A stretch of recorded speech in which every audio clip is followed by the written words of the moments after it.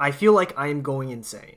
So this is Andrew Cuomo, and as you may have known, Andrew Cuomo is now running for mayor in New York City, a sentence that I thought I never would have uttered 4 years ago. With high name recognition, he's the clear frontrunner at the time I am writing this video, and he is acting like it, releasing a ton of endorsements from state assemblymen, state senators, and US representatives. Honestly, it is extremely sad to see Andrew Cuomo get this much support from the establishment, especially when the establishment was calling for his resignation just a few years ago. And it is more sad considering the media are not doing their jobs and are resigning to the fact that Cuomo is going to be the frontrunner. Instead of, I don't know, highlighting his multiple scandals, at best, the mainstream media has chosen to both sides the scandals to minimize its impact. The New York Times is a master at this, opting to use the phrase, his critics say, which effectively neutralizes scandals. Here, try it out. Instead of saying, Cuomo ordered nursing homes to accept COVID-19 positive patients against the advice of the CDC, slip in the phrase, his critics say, at the beginning, and it now becomes much more open to interpretation, and where the reader can agree to disagree on a fact. That is not journalism, that is disgusting. Oh, that is the media on its best days. At worst, the media platforms pro-Cuomo allies where they lie relentlessly about Cuomo's record as governor. And that is what this video will be.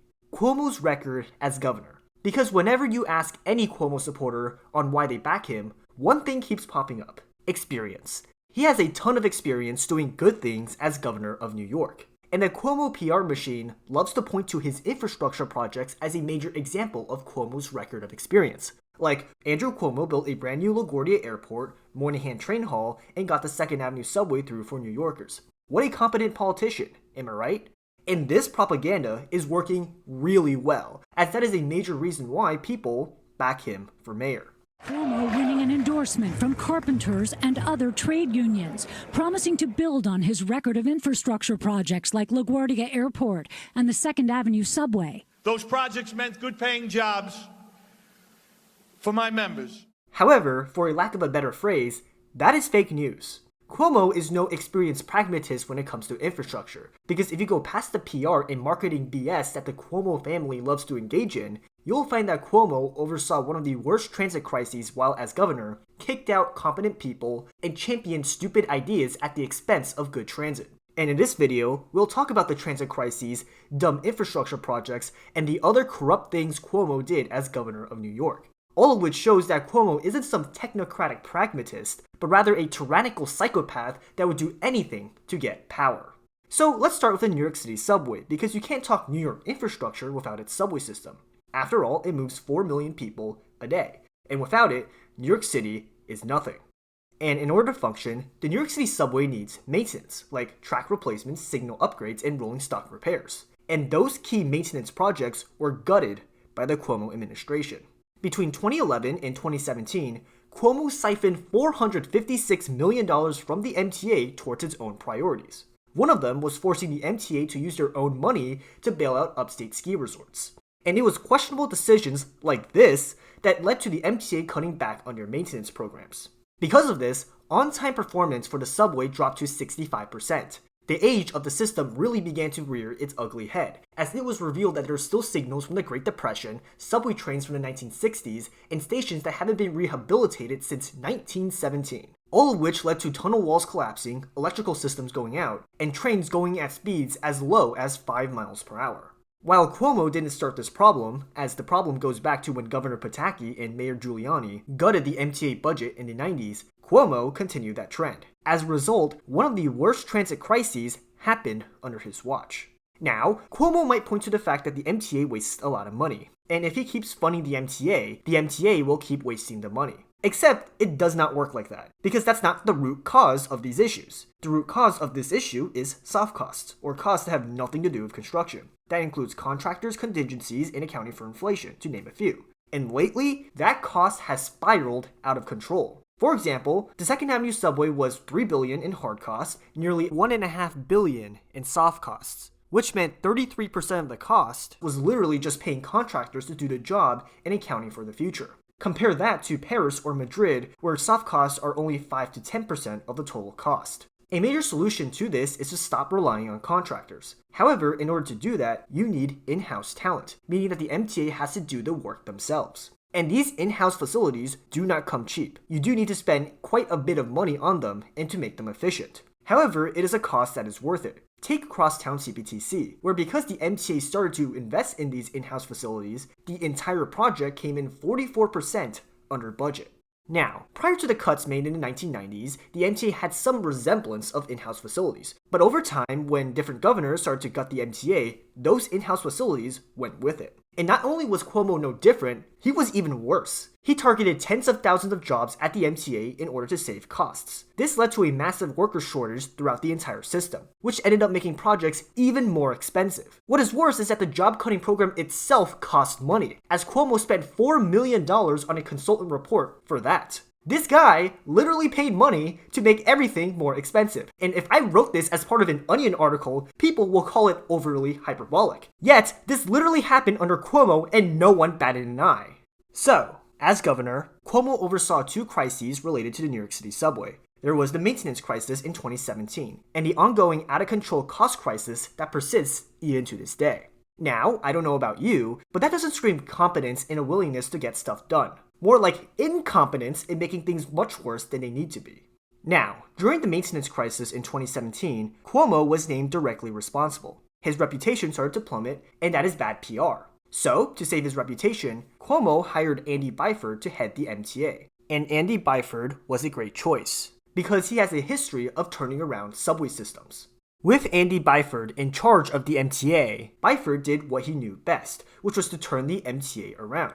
And he did exactly that, announcing the Fast Forward plan. The plan was to eliminate slow zones, modernize signals, and increase accessibility. Because of these efforts, a ton of key slow zones were eliminated, new CBTC projects were approved, and the MTA started to ramp up elevator construction. With these changes, the MTA started to turn around. In 2018, the subway on-time rate was 67%. In 2019, the number jumped to 80%, the best it has been in 6 years. Clearly, Byford's work was paying off. But in 2020, Byford suddenly resigned as head of the New York City Transit Authority. Why? Well, suddenly isn't the right word. That began about half a year ago in 2019, when Governor Andrew Cuomo unveiled changes to the MTA. Cuomo's influence inside the MTA would increase, while Byford's position would be reduced. Moreover, it was revealed that Cuomo and Byford had bitter disagreements, such as shutting down the AirTrain. Byford wanted the AirTrain to fully shut down so that long-term repairs can be made, while Cuomo wanted a nights and weekends closure, which would have prevented those long-term repairs. Because of this, Byford felt like he was being undermined at every step of the way, which is why he ultimately resigned to take a job in London. And with this, one of the best transit leaders left New York City, all because of Cuomo's ego. So to recap, not only did Cuomo usher in two crises as governor, he actively stopped the most competent transit leader in decades to come in and fix them, which really goes to show how petty Cuomo is. But I'm afraid that Cuomo's record on the New York City subway is just the tip of the iceberg of the dumb decisions he made as governor. So let's go over to aviation. Now, one of the crown jewels of the Cuomo administration has to be the LaGuardia Airport. And as someone who has to deal with the airport, it is pretty good. However, this airport hides a darker secret: Cuomo's love for stupid ideas. LaGuardia Airport does not have a train. That is bad because it should be the bare minimum to have an alternate way to get to the airport without driving on Grand Central Parkway. And the most obvious solution would be extending the Astoria line, as that is the most direct into Midtown. However, Cuomo didn't want that because of supposed NIMBY backlash, and went for an alternative route, an elevated people mover to Willets Point. There are so many problems with this proposal, from not saving any time to the forced double or even triple transfers from Manhattan and Long Island, to the addition of even more people onto the overcrowded 7. What is even worse is that NIMBYs showed up anyway to heckle the train, which was what the proposal intended to avoid. All of this goes to show that no matter where you choose to build, you will encounter NIMBYs. The solution is to go to the community and allow them a piece in the decision-making table. When ordinary people feel heard, they are more likely to support it, which is why both the IBX and QueensLink are so popular. However, Cuomo didn't think that way, because he wanted to make the discussion either you have the backwards AirTrain or you don't get anything. He purposely concocted an imaginary black and white argument, based on what? NIMBYism. But if Cuomo was so scared of NIMBYs derailing an airport extension, only for him to ignore the NIMBYs that showed up to derail his garbage idea, what does that show? He just wants to have a photo op behind a project that wouldn't have delivered any benefits. At that point, if you're going to ignore the NIMBYs, extend the storyline. At least your ego goes to a better cause. But I do have some good news here. Because of the soft cost crisis that Cuomo contributed, the backwards AirTrain was cancelled after being projected to cost 5 times the initial budget. This is extremely ironic, because Cuomo refused to address the cost crisis at the MTA, and that crisis ended up stabbing him in the back. And again, what does this saga show? Does it show a man that knows what he is doing? Or does it show someone that is so desperate for attention that he's willing to back a useless train line to nowhere? I will let you decide, but I think the choice is very obvious. So to recap, not only did Cuomo usher in 2 transit crises and drive out the most competent transit leader in a generation, Cuomo also championed useless transit expansions that his own Port Authority was eager to throw out once Cuomo resigned from office. But what about actual, fruitful subway expansions? Well, in the same borough that Cuomo advocated a useless train line, there was the Rockaway Beach branch. Yes, I am talking about QueensLink, and how Andrew Cuomo not only refused to build the extension, but also funded plans to block the branch from ever seeing trains again. For some context, in the center of Queens, there is an abandoned rail line called the Rockaway Beach branch. By reactivating the line, it would create a circumferential rail line in Queens, paralleling multiple north-south transit arteries. By reactivating the line, it would cut South Queens and Rockaway trip times by 15 minutes one way. By reactivating the line, it would add more trains to the Rockaways, which is useful when Far Rockaway itself is densifying. There are a ton of benefits, and I have made multiple videos on this topic if you want to check them out. Now, here's where Andrew Cuomo comes in. Even before a study was commissioned for reactivating the abandoned rail line, Cuomo awarded hundreds of thousands of dollars to study Queensway, a rival plan that would turn the entire abandoned rail line into a park. And that would be catastrophic, as not only is it a waste of money, it would have blocked transit expansion on the branch. That is because parks are a political liability to close and tear up. Take the Beltline in Atlanta. It was originally a Rails and Trails project. However, in the 2010s, the park was implemented first, with the promise that the train would be funded later. To this day, the train portion of the plan is still subject to fights in City Hall, and now NIMBYs along the park are still trying to get it tossed out. And Queensway knows what they're doing. They said on their website that Queens does not need another train line, which shows their true intention. They hate trains and want to block it on the Rockaway Beach branch. Now, this was the early 2010s, when there weren't much literature on the Rockaway Beach branch yet. However, that changed in 2019, the infamous MTA study. The MTA claimed that the cost of QueensLink would be $8.1 billion.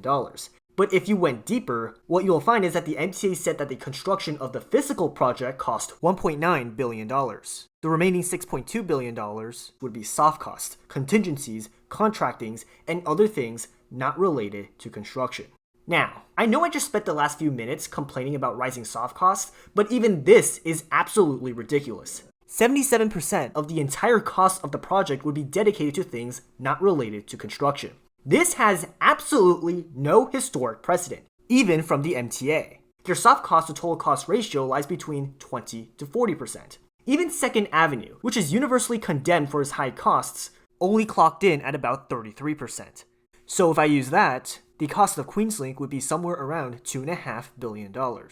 However, what media source actually went in and read the study? What media source went in and crunched the numbers? Next to none, because every single media outlet just reported on the high cost of QueensLink without any context. And this was dangerous, because it set the false narrative that QueensLink is some ludicrous pipe dream and that Queensway would be the pragmatic option. Because of that $8.1 billion figure, you had candidates like Andrew Yang and Catherine Garcia back Queensway in the mayoral primary. Because of that $8.1 billion figure, you have Eric Adams funding the Metropolitan Hub, a part of Queensway. Because of that $8.1 billion figure, you had Chuck Schumer and Kirsten Gillibrand kick in $117 million for Queensway from, get this, the Reconnecting Communities Fund. Because, instead of reactivating an abandoned rail line to reconnect communities, why not block the train with a useless park project that has a 22% approval rating? Now, what does Andrew Cuomo have to do with all of this? Well, you have to remember, it was his MTA that released the study. It was his MTA that claimed that soft costs for the Rockaway Beach branch would be 80% of the entire project. Therefore, while there is no evidence to say that Cuomo interfered with the study, this still implicates Cuomo through gross negligence. It is either what I said was completely incorrect, and that the original budget outlined in the 2018 study was absolutely pristine, In that case, Andrew Cuomo has let the soft cost situation at the MTA get so out of hand that it complicates a simple transit reactivation. Or, what I said is correct, and that the MTA lied about QueensLink to make Queensway a more viable project.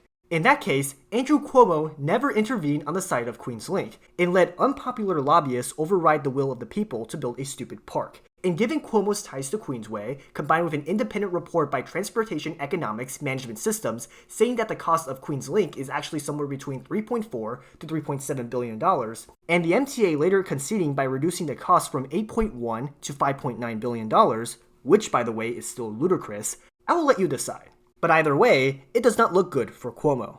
So, I have to ask the question again. Does this make Andrew Cuomo look like a technocratic pragmatist? Because it certainly does not look like that to me.